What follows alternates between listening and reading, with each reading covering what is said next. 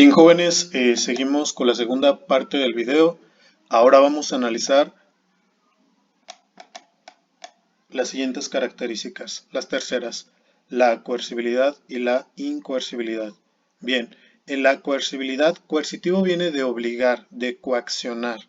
En este caso, el Estado, ¿sí?, puede aplicar la fuerza de la ley para que yo cumpla o acate determinada norma. Por eso es coercitivo, ¿de acuerdo? Entonces aquí el Estado sí está obligado. Ahora, en la incoercibilidad el Estado no está facultado, ¿sí? Y no me puede exigir el cumplimiento de una determinada norma. Por ejemplo, si yo quiero estar en la noche a altas horas, el Estado no me puede detener, no puede aplicar la fuerza para que yo regrese a mi casa. Aquí no puede aplicar la coercibilidad. Por ejemplo, si no quiero seguir estudiando, si quiero entrar a la escuela o no quiero entrar, tampoco el Estado está obligado a aplicar la fuerza para que yo vaya a la escuela. Aquí básicamente la característica principal, chicos, reside en la fuerza que va a aplicar el Estado para el cumplimiento de una determinada norma. Bien, pasemos a la siguiente, jóvenes. La norma moral tiene la característica de la coercibilidad o en ese caso la incoercibilidad. ¿Qué piensan ustedes? Como es una norma que emana de mí, que surge de mí, el Estado no está facultado a exigirme el cumplimiento de dicha norma. No puede aplicar la fuerza para que yo cumpla una determinada norma. Por ejemplo, si yo quiero ofrecer una limosna, un apoyo a un indigente, lo hago por convicción, pero el Estado no me puede obligar a llevarlo a cabo, ¿sí? No está facultado para eso y no puede aplicar la fuerza. Ahora, la norma religiosa tiene la característica de la coercibilidad o la incoercibilidad. Pues bien, el Estado no está facultado a exigirme a mí, ¿de acuerdo?, el cumplimiento de una norma religiosa, ¿sí? Ya que yo lo hago por convicción, ¿sí?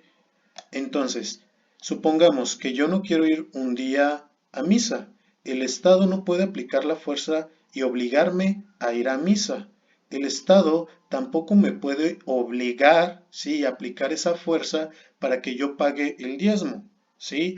Entonces, aquí vamos a encontrar como característica, chicos, pues obviamente la incoercibilidad y no la coercibilidad.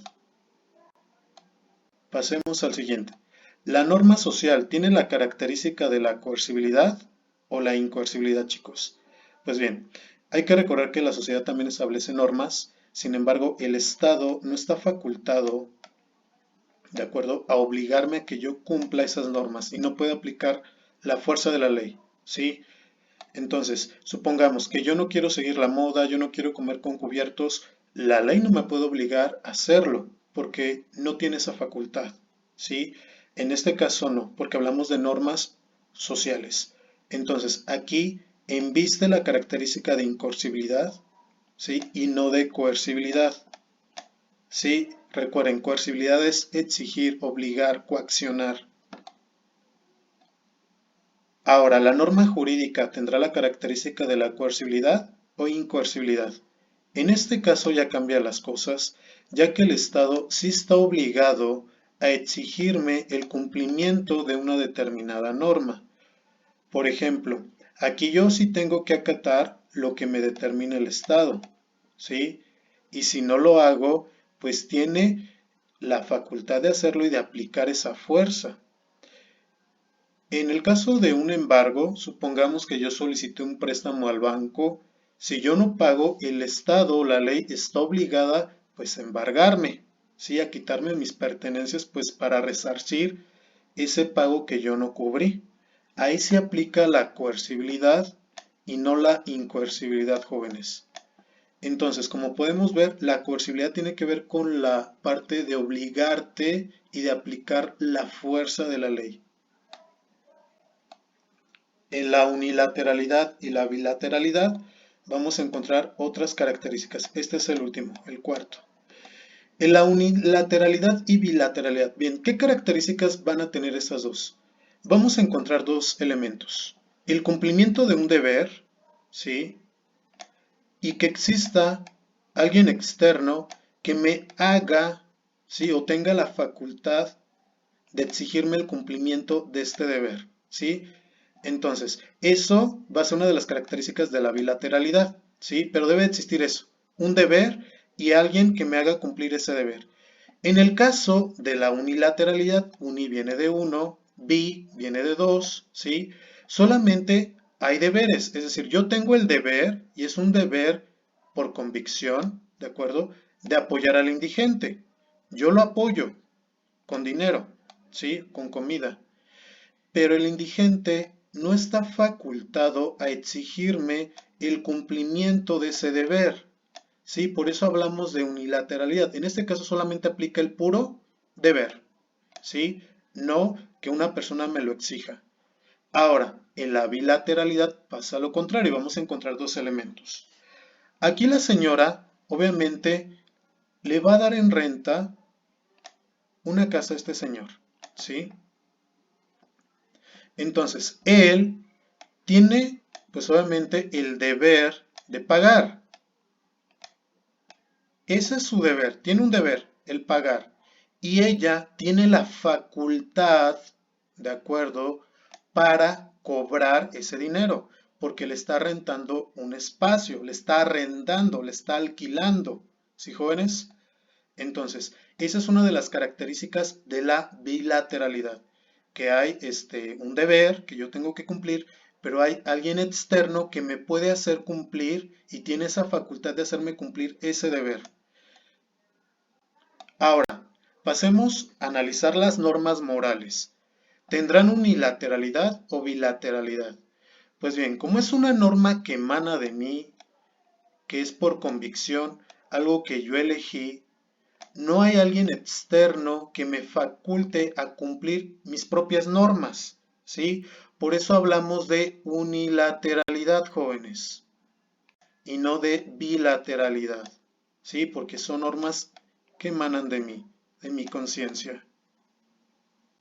Por ejemplo, el hecho de apoyar a otro, de ser solidario, es una cuestión propia, pero no hay alguien externo a mí que me exija el cumplimiento de ser solidario.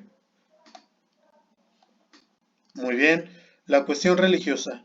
¿Está investida de unilateralidad o bilateralidad? Ok, aquí la iglesia, pues bien, yo por convicción elijo adherirme a una religión, ¿sí? Entonces, tengo un deber. Claro que sí tengo un deber. Sin embargo, no hay alguien que me obligue a cumplir con ese deber. ¿Sí? En este caso, la iglesia no tiene la facultad para exigirme de pronto el cumplimiento del pago del diezmo o de pronto de acudir cada domingo a misa. ¿Sí? Por eso está investida o prescribe unilateralidad y no bilateralidad, chicos. ¿Sí? Bien, la norma social estará investida de unilateralidad o bilateralidad. Ok, en la norma social vamos a encontrar convencionalismos sociales como apegarnos a modas, apegarnos a ciertos reglamentos como comer con cubiertos. Sin embargo, yo también por convicción elijo si apegarme o no apegarme a esa norma o a ese convencionalismo social, ¿sí? Entonces, aquí no hay alguien externo que me pueda exigir el cumplimiento, ¿de acuerdo? El cumplimiento de esa norma, no existe, ¿sí? Entonces, no tiene esa facultad.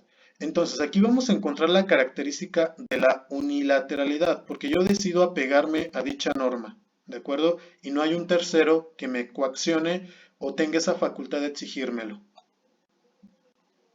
Ahora, la norma jurídica vamos a analizar si es unilateral o bilateral. Bien, en la norma jurídica, aquí sí vamos a encontrar la bilateralidad, chicos, ¿sí? Ya que la norma jurídica, que en este caso procede del Estado, sí está obligada y tiene la facultad de exigirnos ciertos deberes, ¿sí?